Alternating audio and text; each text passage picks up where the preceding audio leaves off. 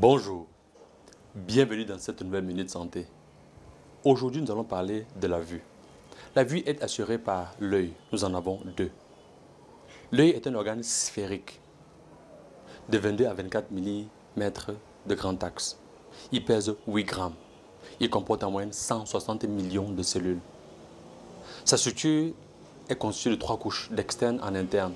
La couche la plus externe, c'est la sclère sclérotique, qui est blanche, c'est que vous voyez le blanc de l'œil, et qui se prolonge en avant par la cornée. La couche intermédiaire, appelée encore UV, dans sa partie postérieure, s'appelle la choroïde, suivie du corps ciliaire, et qui se termine en avant par l'iris, qui est centré par un orifice qu'on appelle la pupille. Et la couche la plus interne, c'est la rétine.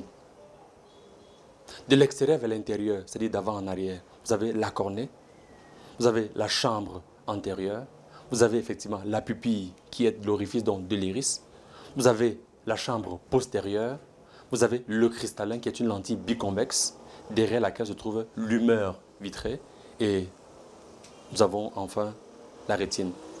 Le processus de vision se fait de la façon suivante. Une information est perçue de l'extérieur et nous arrive à l'œil sous forme de faisceau électromagnétique.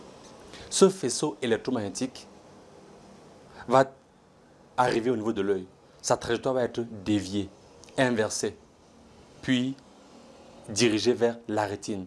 Cette information doit être posée exactement sur la rétine, pas avant, pas après. Et c'est le rôle du cristallin d'accommoder pour assurer cela. Cette information va donc être traitée par les photorécepteurs de la rétine et convertie en impulsion électrique, laquelle impulsion va être envoyée vers le cerveau pour une interprétation et une vue. Ce processus doit exactement se faire de cette façon, sinon la vue a des soucis. On dit la vue, c'est la vie. Bien informé, vous développez des réflexes santé de qualité parce que votre santé est votre premier capital.